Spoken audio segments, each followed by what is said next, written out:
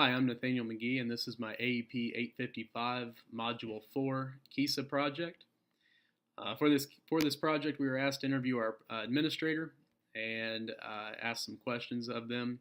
I actually, for question 1, is your building slash district a model institution or is it just beginning? I actually interviewed a member of our SIT team because we have a new administrator, and last year we went fully through the year 5 of KESA and were accredited. We were one of the first 2 schools. So I decided I would interview somebody who was instrumental in that, being our one of our math teachers at the high school level on that SIT team. She began by telling me that we started the accreditation in fall of 2014. We tried to kind of fill a void within the state where they needed somebody to kind of serve as a guinea pig of sorts to get through the KESA process. The 2 R's we focused on were relevance and rigor. Relevance, we mostly focused on curriculum and aligning our curriculum to Kansas curricular standards. Within rigor, we focused on our resources and trying to find resources and updating textbooks to align to our new curriculum. Our school district then went through a checklist of compliance and looked into foundational structures being the risk capacities, MTSS, diversity and equality, as well as stakeholder engagement. We didn't really do anything to improve any of these, but we had to show proof that they are being addressed. Overall, the goal of all of this is to have results, which are post-secondary success, high school graduation rate, kindergarten readiness, and social emotional. Within our next cycle of accreditation, we'll have to show proof in the form of data that shows that what we are doing to improve our district is actually leading to student success and the Kansas State Board of Education outcomes. For the second question, I did interview my administrator, Mr. Mateel, and asked him what his leadership style and approach would be. I actually thought that he would answer this as transformational because he's been all about changing the environment of our school, a much needed change that we have desperately been needing. But he actually said that he would consider himself more of a democratic leader. But it depends on the situation. There's some places that he's not able to bend or not willing to bend. The example he gave was when it comes to student supervision, he believes that kids should be supervised at all times throughout the day, and that's not something that's up for debate, even though there's some staff, students, and parents that would like to debate that issue or change his opinion. But whenever possible, he likes to be a democratic leader. On the third question, what areas for school improvement did the 2 of you identify, and how would you approach those areas to improve? The first one that we talked about was attendance. He said that after he got done interviewing and he asked staff members what the biggest issue they faced that were facing within our school, it was attendance and follow through of discipline.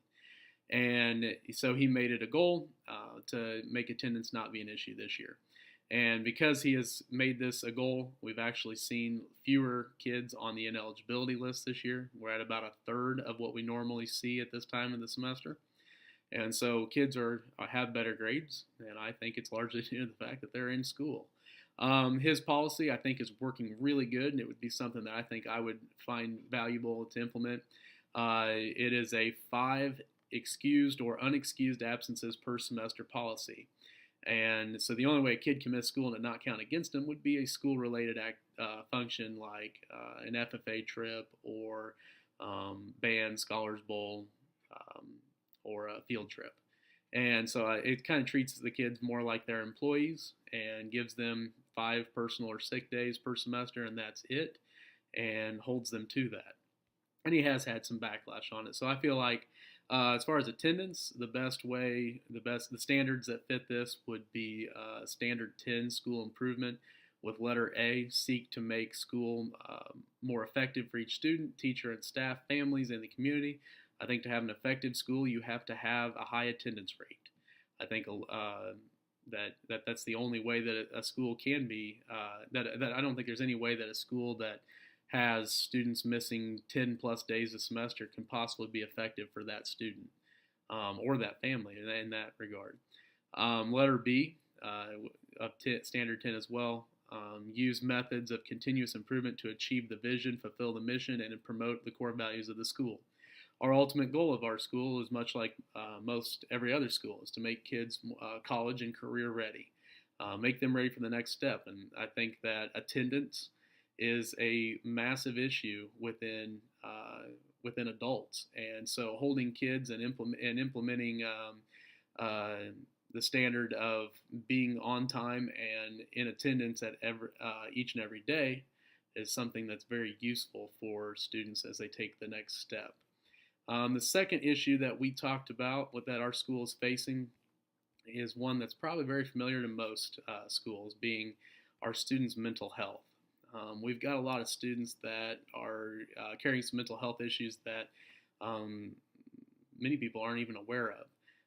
Several students that, in particular, that are dealing with depression.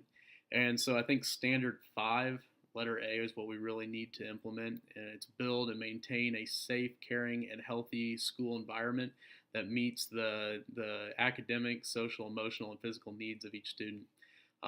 We have a very conservative rural school district, and I think that the first step in doing this would be to raise awareness of the issues and allow the students that don't have any understanding of what depression is, for instance, educating them on that issue and making it more real for them so they can be more understanding.